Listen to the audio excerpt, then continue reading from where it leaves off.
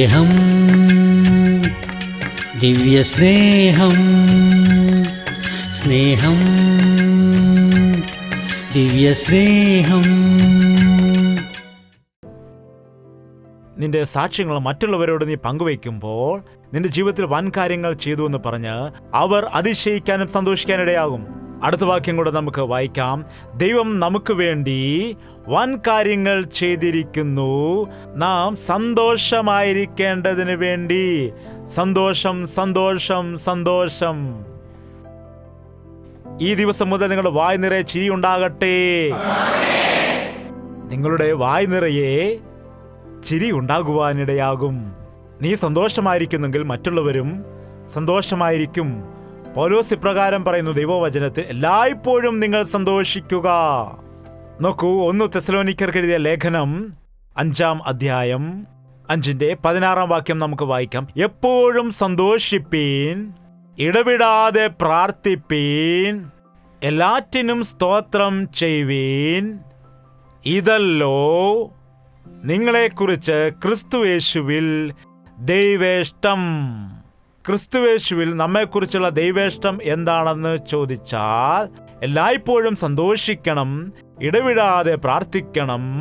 അതുപോലെ തന്നെ നമ്മുടെ ജീവിതത്തിൽ എല്ലാ കാര്യങ്ങൾക്കും നാം ദൈവത്തോട് സ്തോത്രം ചെയ്യുന്നവരായിരിക്കണം. നന്ദി നിറഞ്ഞ കൃതജ്ഞത ഉള്ളതായ ഒരു ഹൃദയത്തിൽ എപ്പോഴും സന്തോഷമുണ്ടായിരിക്കും. പ്രാർത്ഥിക്കുന്നതായ വ്യക്തി എല്ലായ്പ്പോഴും സന്തോഷത്തോടെയായിരിക്കും. ബൈബിൾ വായിക്കുന്ന സമയത്ത് യേശുക്രിസ്തു പല ഇടങ്ങളിലും കണ്ണുനീരൊഴുക്കി എന്നുണ്ട്, ക്ഷീണിച്ചു പോയി എന്നുണ്ട്, വിശന്നു എന്നുണ്ട്, അത്ഭുതപ്പെട്ടു എന്ന് കാണാം, അതുപോലെ വിശപ്പോടെ ആയിരുന്നു എന്ന് കാണാം. എന്നാൽ എവിടെയെങ്കിലും അവൻ ചിരിച്ചിരുന്നോ എന്ന് അറിയാൻ വേണ്ടി ഞാൻ പല പല വേദഭാഗങ്ങൾ വായിച്ചിട്ടും എവിടെയും അവൻ ചിരിച്ചതായി എനിക്ക് കാണുവാൻ കഴിഞ്ഞില്ല. അവനെ ചിരിപ്പിക്കുവാൻ കഴിയുന്ന വ്യക്തി ഭൂമിയിൽ ആരും തന്നെ ഇല്ല എന്നാണ്. സകലരും പാപം ചെയ്ത് ദൈവത്തിന്റെ തേജസ്സിനെ നഷ്ടപ്പെടുത്തിയിരിക്കുന്നു. ആരൊക്കെ നോക്കിയാലും സന്തോഷിക്കുവാൻ കഴിയുന്നതായ ഒരു കാര്യം കർത്താവിന് ലഭിക്കുന്നില്ല. എന്നാൽ ഞാൻ ഒരുപാട് തിരഞ്ഞു നോക്കിയ സമയത്ത് അവൻ ആനന്ദിച്ചു എന്ന് കാണാൻ കഴിഞ്ഞു. അതായത് എവിടെയാണ് ആനന്ദിച്ചത്, എപ്പോഴാണ് ആനന്ദിച്ചത് എന്ന് നോക്കിയപ്പോൾ പ്രാർത്ഥനയിൽ ആനന്ദിച്ചതായി കണ്ടു. പിതാവിനോട് സംസാരിച്ചപ്പോൾ ആനന്ദിച്ചതായി കാണുവാൻ കഴിഞ്ഞു. ലോകത്തിൽ നിനക്ക് സന്തോഷിക്കുവാൻ ഒന്നും കാണില്ലായിരിക്കാം. ലോകത്തിൽ നിന്നെ സന്തോഷിപ്പിക്കാൻ ആരും തന്നെ കാണില്ലായിരിക്കാം. എവിടെ നോക്കിയാലും നിന്നെ ദുഃഖിപ്പിക്കുന്നവർ, നിന്നെ പരിഹസിപ്പിക്കുന്നവർ, നിന്നെ ഒറ്റപ്പെടുത്തുന്ന, നിന്ദിക്കുകയും ചെയ്യുന്ന ആളുകളെ ആയിരിക്കും നീ കാണുന്നത്. ആരെ കണ്ടാണ് സന്തോഷിക്കാൻ കഴിയുന്നത്? സ്വന്തം മക്കളെ കണ്ടിട്ടാണോ? അവരുടെ അവസ്ഥ എങ്ങനെയായിരിക്കുന്നു? ഭർത്താവിനെ കണ്ടിട്ടാണോ? അവന്റെ അവസ്ഥ എങ്ങനെയായിരിക്കുന്നു? കെട്ടിയ ഭാര്യയെ കണ്ടാണോ? അവരുടെ അവസ്ഥ എങ്ങനെയായിരിക്കുന്നു? ഞങ്ങളുടെ ബോസിനെ കണ്ടിട്ടാണോ? എന്തോ പറയാൻ, എപ്പോൾ നോക്കിയാലും ആ ബോസിനെ കണ്ടാൽ ഒരു സമാധാനവും നമുക്ക് ലഭിക്കില്ല. എന്താണ്? ആരെ നോക്കിയാലും ചിലർക്ക് ദൈവദാസനെ കണ്ടാലും സന്തോഷം വരികയില്ല. ദൈവദാസനെ കണ്ടാൽ പുലിയെ കാണുന്നത് പോലെയാണ്. അതെന്താണെന്ന് അറിയില്ല. പാപം ചെയ്യാത്തവർക്ക് പ്രശ്നമില്ല. പാപം ചെയ്യുന്നവർ ദൈവദാസനെ കാണുകയാണെങ്കിൽ മാതാവിനെയോ പിതാവിനെ കാണുന്ന പോലെ ആയിരിക്കണം. എന്നാൽ പുലിയെ കാണുന്നത് പോലെയോ സിംഹത്തെ കാണുന്ന പോലെയാണെങ്കിൽ തെറ്റ് നിങ്ങളുടെ പക്ഷത്ത് തന്നെയാണ്. എന്താണ്? റോഡിൽ കൂടി മര്യാദയ്ക്ക് പോകുന്നതിന് പോലീസിനെ കണ്ടാൽ അവൻ ഭയപ്പെടില്ല. എന്നാൽ തെറ്റ് ചെയ്തൊരു വ്യക്തി പോലീസിനെ കാണുകയാണെങ്കിൽ പോലീസ് വരുന്നുണ്ടോ, ഉണ്ടോ. നിനക്കെന്തെങ്കിലും അപകടം സംഭവിക്കുന്ന സമയത്താണെങ്കിൽ പോലീസിനെ കാണുമെങ്കിൽ എങ്ങനെയായിരിക്കും? അയ്യോ, പോലീസ് വന്നേ എന്ന് സന്തോഷത്തോടെ പോലീസിനെ കാണാനിടയാകും. അതായത് നീ നന്നായിരിക്കുകയാണെങ്കിൽ മറ്റുള്ളവരെ കണ്ട് സന്തോഷിക്കുവാൻ നിനക്ക് ഇടയാകും. ലൂക്കോസ് 10:21, ആ നാഴികയിൽ അവൻ പരിശുദ്ധാത്മാവിൽ ആനന്ദിച്ച് പറഞ്ഞു, വളരെ സന്തോഷിച്ച് പരിശുദ്ധാത്മാവിൽ ആനന്ദിച്ചു. എങ്ങനെയാണ് ആനന്ദിക്കുന്നത്? പ്രാർത്ഥനയിൽ ആനന്ദിക്കുന്നു. പരിശുദ്ധാത്മാവ് നൽകുന്ന മറ്റൊരു വരം എന്താണെന്ന് ചോദിച്ചാൽ അതാണ് ആനന്ദം. കഷ്ടതയിലെ ആനന്ദം, പരീക്ഷയിലെ ആനന്ദം. എന്താണ് ആനന്ദം എന്നുള്ളത്? മനസ്സിൽ കാണുന്നതാണ്. സന്തോഷം എന്നുള്ളത് വെളിയിൽ കാണുന്നതാണ്. എന്താണ് ആനന്ദമെന്ന് പറഞ്ഞാൽ? മനസ്സിനുള്ളിൽ മനസ്സ് പലപ്പോഴും തുള്ളിച്ചാടുന്നതറിയാം. നിങ്ങളുടെ മകൻ ഫസ്റ്റ് ക്ലാസ്സിൽ പാസ്സായെന്ന് വിചാരിക്കുക. അപ്പോൾ നിങ്ങളുടെ മനസ്സ് എങ്ങനെയായിരിക്കും? നല്ലൊരു മരുമോനെ ലഭിച്ചെന്ന് വിചാരിക്കുക. നിങ്ങളുടെ മകൾക്ക് ഒരു കോടീശ്വരനായ വ്യക്തി മകളെ കല്യാണം കഴിക്കാൻ വന്നു എന്ന് വിചാരിക്കുക. അപ്പോൾ നിങ്ങളുടെ മനസ്സിൽ എന്തായിരിക്കും തോന്നുന്നു? നോക്ക്, എൻ്റെ ദൈവം എൻ്റെ പ്രാർത്ഥന കേട്ടു. വളരെ സന്തോഷമായിരിക്കും. ആ സന്തോഷം എങ്ങനെയാണ്? അത് മറ്റുള്ളവരോട് പങ്കുവച്ചില്ലെങ്കിൽ നിങ്ങളുടെ മനസ്സിൽ ആയിരിക്കും ആ ആനന്ദം ഉള്ളത്. അതാണ് യഥാർത്ഥമായ ആനന്ദം. കർത്താവ് പറയുകയാണ്, ഈ ലോകത്തിൽ നോക്കിയാൽ അവന് സന്തോഷിക്കുവാൻ ഒന്നും തന്നെ ഇല്ല. ഈ ലോകത്തെ നോക്കുകയാണെങ്കിൽ, ഈ ലോകത്തിന്റെ അവസ്ഥ നോക്കുകയാണെങ്കിൽ, ഒരു യഥാർത്ഥ ക്രിസ്ത്യാനിക്ക് സന്തോഷിക്കുവാൻ അവിടെ ഒന്നും തന്നെ കാണുകയില്ല എന്നാണ്. എന്നാൽ നാം ദൈവത്തിൽ ആനന്ദിക്കാനിടയാകും. കർത്താവ് ചെയ്യുന്ന അത്ഭുത കാര്യങ്ങൾ കണ്ട് ആനന്ദിക്കാനിടയാകും. പ്രാർത്ഥനയിൽ സ്വർഗീയ മഹത്വവും കർത്താവ് ചെയ്യുന്ന വൻ കാര്യങ്ങളും നമുക്ക് വേണ്ടി അവൻ ഒരുക്കിയിട്ടുള്ളതായ അനുഗ്രഹങ്ങളും നമുക്ക് കാണുവാൻ കഴിയുന്ന സമയത്ത് കർത്താവിൽ നമുക്ക് ആനന്ദിക്കുവാൻ കഴിയുന്നതാണ്. അതുകൊണ്ട് ഒരു ക്രിസ്ത്യാനി എപ്പോഴും പ്രാർത്ഥിക്കുവാൻ പഠിക്കണം. ആകുലപ്പെടേണ്ട കാര്യമില്ല. ആകുലപ്പെടാതെ പ്രാർത്ഥിക്കുക. മറ്റൊരു വചനം വായിക്കാം, ഫിലിപ്പിയർ 4:4. കർത്താവിൽ എപ്പോഴും സന്തോഷിപ്പീൻ എന്നു ഞാൻ പിന്നെയും പറയുന്നു. നിങ്ങളുടെ സൗമ്യത സകല മനുഷ്യരും അറിയട്ടെ. കർത്താവ് വരുവാൻ അടുത്തിരിക്കുന്നു. ഒന്നിനെക്കുറിച്ചും വിചാരപ്പെടരുത്. എല്ലാറ്റിലും പ്രാർത്ഥനയാലും അപേക്ഷയാലും നിങ്ങളുടെ ആവശ്യങ്ങൾ സ്തോത്രത്തോടെ ദൈവത്തോട് അറിയിക്കുകയത്രേ വേണ്ടത്. ആകുലപ്പെടേണ്ട. നിങ്ങളുടെ പ്രാർത്ഥനയിൽ കൂടിയും അപേക്ഷകളിൽ കൂടിയും നിങ്ങളുടെ ആവശ്യങ്ങളെല്ലാം സ്തോത്രത്തോടുകൂടെ എൻ്റെ ദൈവം മാറ്റാനിടയാകും. എൻ്റെ ദൈവം എനിക്ക് മറുപടി നൽകും. എൻ്റെ ദൈവം എനിക്ക് സഹായം നൽകും എന്ന വിശ്വാസത്തോടുകൂടി, നന്ദി നിറഞ്ഞ ഹൃദയത്തോടുകൂടി ദൈവത്തോട് അറിയിക്കുക.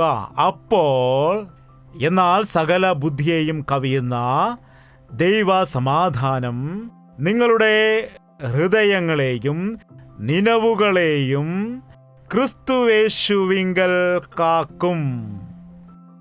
പിശാചിന് ഇടം കൊടുക്കാതെ നിന്റെ ഹൃദയത്തിൽ സമാധാനം ദൈവം നൽകാനിടയാകും. ഒരുപാട് തവണ എൻ്റെ മനസ്സ് വേദനിച്ചു, എൻ്റെ സന്തോഷം നഷ്ടപ്പെട്ടു പോയി, എൻ്റെ ഹൃദയത്തിൽ സന്തോഷമില്ല എന്ന് പറയുന്നത് കേട്ടിട്ടില്ലേ?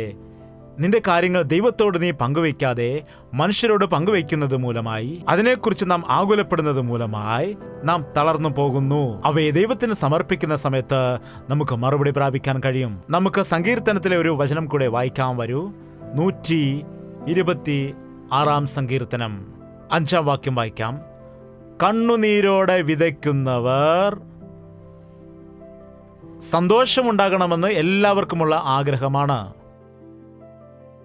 എന്നാൽ സന്തോഷം വേണമെന്ന് ആഗ്രഹിക്കുന്ന വ്യക്തികൾ കണ്ണുനീരൊഴുക്കണം. എന്താണ്? പ്രസവവേദന അനുഭവിക്കാതെ എനിക്ക് കുഞ്ഞു വേണമെന്ന് ഒരു മാതാവ് ആഗ്രഹിച്ചാൽ അത് സാധ്യമാണോ? ഞാൻ 9 മാസം ഗർഭം ചുമക്കില്ല, എനിക്ക് ഉടനെ തന്നെ കുഞ്ഞു വേണമെന്ന് പറഞ്ഞാൽ അത് സാധ്യമാകുമോ? എന്താണ്? ആ സ്ത്രീ എത്രയോ മാസങ്ങൾ കഷ്ടത അനുഭവിച്ച്. നോക്ക്, ഇപ്പോൾ സർജറി എന്ന് പറഞ്ഞാൽ പ്രസവത്തിനേക്കാൾ വലിയ വേദനയാണ് പിന്നീട്. ആ ഓപ്പറേഷന്റെ വേദന, അവർ ഓപ്പറേഷൻ ചെയ്യുന്ന സമയത്ത്, ആ ഓപ്പറേഷൻ നടക്കുന്ന സമയത്ത് അവർക്ക് ഫുള്ളായിട്ട് അനസ്തേഷ്യ കൊടുക്കാനിടയാകും. എന്നാൽ സിസേറിയൻ ചെയ്യുന്ന സമയത്ത് പൂർണ്ണമായി അനസ്തേഷ്യ കൊടുക്കില്ല, കാരണം കുഞ്ഞിനെ ബാധിക്കുമെന്നാണ്. അതുകൊണ്ട് ആ മാതാവിന് ആ സമയത്ത് നടുവിന് താഴോട്ടുള്ള ഭാഗത്തേക്ക് മാത്രമേ അനസ്തേഷ്യ കൊടുക്കുകയുള്ളൂ. അതുകൊണ്ട് ആ മാതാവിന് ഓപ്പറേഷൻ ചെയ്യുന്ന സമയത്ത് ആ ഡോക്ടർമാരെല്ലാം അപ്പോൾ തന്നെ കാണുവാൻ കഴിയുന്നതാണ്. പ്രസവവേദന ഒരുപക്ഷെ സഹിക്കാൻ കഴിയുമായിരിക്കും, എന്നാൽ ഈ ഓപ്പറേഷൻ വേദന ഡോക്ടർമാർ എത്ര സമയം അതിനെടുക്കുമെന്ന് എനിക്കറിയില്ല. എന്നാൽ പ്രസവ വേദന കുഞ്ഞിനെ മാതാവ് വഹിക്കുകയാണ്, വേദന സഹിക്കുകയാണ്, കണ്ണുനീരൊഴുക്കുകയാണ്. എന്നാൽ കുഞ്ഞിനെ കാണുന്ന സമയത്ത് ഇതാ നിനക്ക് മകൻ ജനിച്ചു, മകൾ ജനിച്ചു എന്ന് പറയുമ്പോൾ, നോക്ക് എന്നെ ഇത്രമാത്രം കഷ്ടപ്പെടുത്തി എന്ന് പറഞ്ഞ് എനിക്ക് കാണണ്ടെന്ന് പറയുമോ? എന്താണ്? എത്രയോ സന്തോഷമുണ്ടാകാനിടയാകും. കണ്ണുനീരോടെ വിതയ്ക്കുന്നവർ. വയലുകളിൽ വിത്ത് വിതയ്ക്കുന്നതായ കൃഷിക്കാരെ നിങ്ങൾ ശ്രദ്ധിച്ചിട്ടുണ്ടോ? സോഫ്റ്റ്വെയർ കമ്പനിയിൽ ജോലി ചെയ്യുന്ന ആളുകളെ പോലെ അല്ല അവർ വെയിൽ കൊണ്ട്, മഴ കൊണ്ട്, അതുപോലെ വിയർപ്പൊഴുക്കി അധ്വാനിച്ച് വിത്ത് വിതയ്ക്കുന്ന സമയത്ത് ആ നിലം അവർ ഉഴുത് മറിച്ച് അവിടെ വെള്ളമെല്ലാം ഒരുക്കിയിട്ട് ആ വിത്ത് വിതച്ചതിന് ശേഷം അത് വളർന്നു വരുന്നത് കാത്തിരിക്കുകയാണവർ. അങ്ങനെ കഷ്ടപ്പെട്ട് ജോലി ചെയ്ത് കുറേ മാസങ്ങൾ അവർ കഷ്ടപ്പെട്ടതിന് ശേഷം അവർക്ക് ഫലം ലഭിക്കുമ്പോൾ സന്തോഷിക്കും. അതാണ് പറയുന്നത്, കണ്ണുനീരോടെ വിതയ്ക്കുന്നവർ ആർപ്പോടെ കൊയ്യുവാൻ ഇടയാകും. എല്ലാവർക്കും സന്തോഷം ആഗ്രഹമാണ്, എന്നാൽ കഷ്ടപ്പെടുവാൻ അവർ ആഗ്രഹിക്കുന്നില്ല. കഷ്ടപ്പെടാതെ സന്തോഷം ഉണ്ടാകില്ല. നീ പ്രയാസപ്പെടാതെ, നീ മുതൽ മുടക്കാതെ, നിന്റെ കയ്യിലുള്ള കാര്യങ്ങളെ ചിലവാക്കാതെ, നിനക്കിനിയും കൂടുതൽ വേണമെന്ന് ആഗ്രഹിച്ചാൽ അത് നടക്കുകയില്ല. ഒരു വ്യാപാരം ചെയ്യുന്ന വ്യക്തിയാണെങ്കിൽ തനിക്കുള്ള സ്വർണമാണെങ്കിലും വസ്തുവാണെങ്കിലും അതെല്ലാം വിറ്റ് പെറുക്കി കുറച്ച് വരുമാനമൊക്കെ ഉണ്ടാക്കി മുതൽ മുടക്കിറക്കി ആരംഭിക്കാനിടയാകും.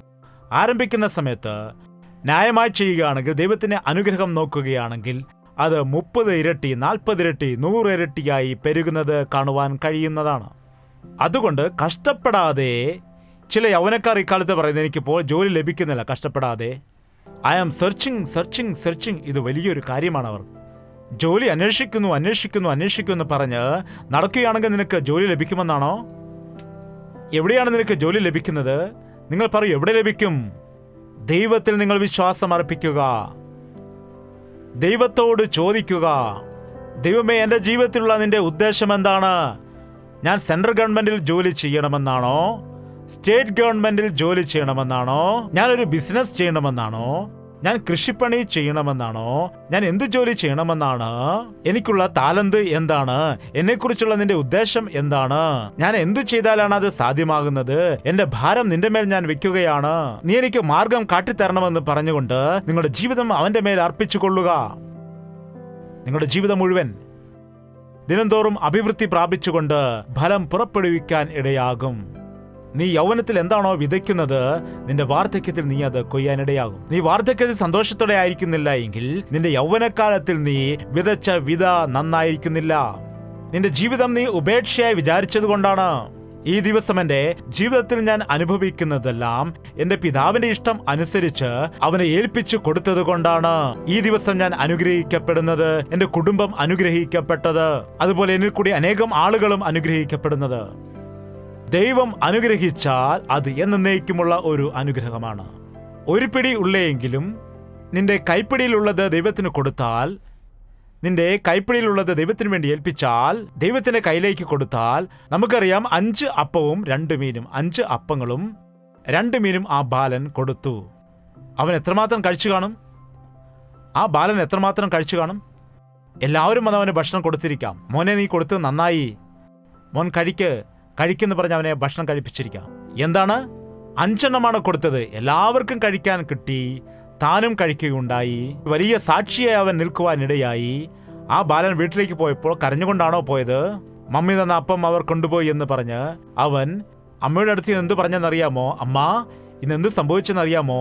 എന്താടാ നടന്നത്? എന്ത് നടന്നെന്നറിയാമോ? ആർക്കും കൊടുക്കരുതെന്ന് പറഞ്ഞ് അമ്മ തന്നിരുന്നില്ലേ? 5 അപ്പവും 2 മീനും ലഞ്ച് ബോക്സ് തന്നുവിട്ടില്ലേ? മോൻ തന്നെ കഴിക്കണം, ആർക്കും കൊടുക്കരുതെന്ന് പറഞ്ഞ് എനിക്ക് തന്നുവിട്ടിരുന്നില്ലേ? അത് ഞാൻ യേശുവിന്റെ കയ്യിൽ കൊടുത്തു. യേശു എന്തു ചെയ്തെന്നറിയാമോ? എത്ര സന്തോഷമുണ്ടായിരിക്കും അവന്. ആ മാതാവിന് എത്രമാത്രം സന്തോഷമുണ്ടായിരുന്നിരിക്കാം. നിങ്ങൾക്കും ഇങ്ങനെ സന്തോഷത്തോടെ പറയേണ്ടതായ സാക്ഷ്യങ്ങൾ ഇല്ലേ? ദൈവം നിങ്ങളുടെ ജീവിതത്തിൽ ചെയ്ത നന്മകൾ മറ്റുള്ളവരോട് പറഞ്ഞ് അവരെ സന്തോഷപ്പെടുത്തുന്നതായ സാക്ഷ്യങ്ങൾ നിങ്ങൾക്കില്ലേ? നിന്റെ ജീവിതത്തിൽ ദൈവം ചെയ്യുന്ന നന്മകളും സന്തോഷവുമെല്ലാം നീ പ്രാപിക്കുമ്പോൾ ആ സന്തോഷത്തെ മറ്റുള്ളവർക്ക് പങ്കുവയ്ക്കുവാനുള്ള ഉദ്ദേശമില്ലേ? നമുക്ക് എഴുന്നേറ്റ് നിൽക്കാം, അല്പസമയം ദൈവത്തോട് പ്രാർത്ഥിക്കാം. എന്റെ ഹൃദയത്തിലെ സങ്കടത്തെ മാറ്റണമേ, എന്റെ വിഷമത്തെ നീ എടുക്കണമേ, ഭയം മാറ്റണമേ, ആകുലത മാറ്റണമേ. വായു തുറന്ന് എല്ലാവരും പ്രാർത്ഥിക്കുക. പരിശുദ്ധനായ സ്നേഹമുള്ള പിതാവേ, ഒരിക്കൽ കൂടി ഞങ്ങളെ ഒന്ന് നോക്കണമേ. ഞങ്ങളുടെ ജീവിതം മുഴുവൻ കഷ്ടതയാണ്, ബുദ്ധിമുട്ടാണ്, നിലവിളിയാണ്, പ്രയാസങ്ങളാണ്. തന്മൂലം ഞങ്ങളുടെ ജീവിതത്തിൽ എത്രയോ തവണ ഞങ്ങൾ തളർന്നു പോകുന്നുണ്ട്, വിഷമിക്കാറുണ്ട്, നിരാശപ്പെട്ടു പോകുന്ന ദൈവമേ. ഞങ്ങൾ വേദന അനുഭവിക്കുന്നുണ്ട്. ഞങ്ങളുടെ ആരോഗ്യത്തെ ഞങ്ങൾ നശിപ്പിച്ച് കളയുന്നു. ഞങ്ങളുടെ ചുറ്റുമുള്ള എല്ലാ സാഹചര്യവും ഞങ്ങൾക്ക് എതിരായിരിക്കുന്നു. ഞങ്ങളെക്കൊണ്ട് കഴിയുന്നില്ല ഇതിനെ നേരിട്ട് ജീവിക്കുവാൻ. ഞങ്ങളെ നിന്റെ കരങ്ങളിലേക്ക് ഏൽപ്പിച്ചു തരികയാണ്. കർത്താവേ, ഈ സമയം നിന്നോട് നിലവിളിക്കുകയാണ്. ഞങ്ങളുടെ ആവശ്യങ്ങൾ നന്നായി അറിയുന്ന ദൈവമേ, ഞങ്ങളുടെ ഹൃദയത്തിലെ സകല വേദനകളും ദുഃഖവും അറിയുന്ന ദൈവമേ, ഈ സമയത്ത് പരിശുദ്ധാത്മാവിൻ്റെ ഒരു ആനന്ദത്തെ ഞങ്ങളുടെ ഹൃദയത്തിലേക്ക് ഇറക്കണമേ. നിന്നിൽ സന്തോഷിക്കുവാൻ കഴിയുന്ന ജീവിതം ഞങ്ങൾക്ക് നൽകുമാറാകണമേ. നിന്റെ സന്നിധിയിലുള്ളതായിരിക്കുന്ന സമ്പൂർണമായ സന്തോഷം ഞങ്ങൾക്ക് നൽകണമേ. നീ നൽകുന്നതായ നിത്യമായ സൗഖ്യം, നിത്യമായ സമാധാനം ഞങ്ങൾക്ക് നൽകുമാറാകണമേ. വീണുകിടക്കുന്നവരെ എഴുന്നേൽപ്പിക്കണമേ. ഈ ദിവസം മുതൽ നിന്റെ സന്നിധിയിൽ കുറച്ചു സമയമെങ്കിലും കണ്ണുനീരോടെ പ്രാർത്ഥിച്ചാൽ ആ ദിവസം മുഴുവൻ ആനന്ദത്തോടെ ആയിരിക്കേണ്ട ഒരു അവസ്ഥയിലേക്ക് ഞങ്ങൾ മുഴങ്കാൽ മടക്കി പ്രാർത്ഥിക്കുന്ന സമയം ഞങ്ങളുടെ ഹൃദയത്തിന്റെ വേദനകൾ, ഞങ്ങളുടെ കഷ്ടത അതെല്ലാം മാറുവാൻ, ഞങ്ങളുടെ ഹൃദയത്തിൽ ഞങ്ങളുടെ വായ് നിറയെ ചിരി ഉണ്ടാകുവാൻ, ഞങ്ങളുടെ ജീവിതത്തിൽ സന്തോഷമുണ്ടാകുവാൻ നിന്റെ അത്ഭുത കാര്യങ്ങൾ ഞങ്ങളിൽ ചെയ്യണമെന്ന് യേശു ക്രിസ്തുവിന്റെ നാമത്തിൽ അപേക്ഷിക്കുന്നു പിതാവേ. ആമേൻ, ആമേൻ, ആമേൻ.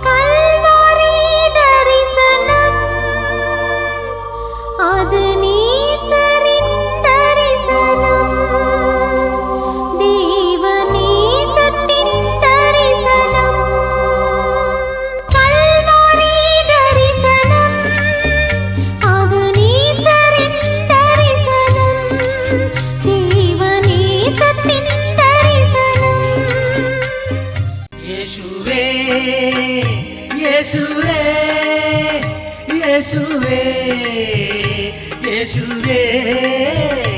യേശുവേ, യേശുവേ, യേശുവേ, യേശുവേ. നിന്നെ നിന്നെ എന്നും ഞാൻ സേവിക്കും. നീ മാത്രം രാജാവെന്നും. നിന്നെ നിന്നെ എന്നും ഞാൻ സേവിക്കും. നീ മാത്രം രാജാവെന്നും. യേശുവേ, യേശുവേ, യേശുവേ, യേശുവേ, യേശുവേ, യേശുവേ, യേശുവേ, യേശുവേ, യേശുവേ, യേശുവേ, യേശുവേ, യേശുവേ, യേശുവേ, യേശുവേ.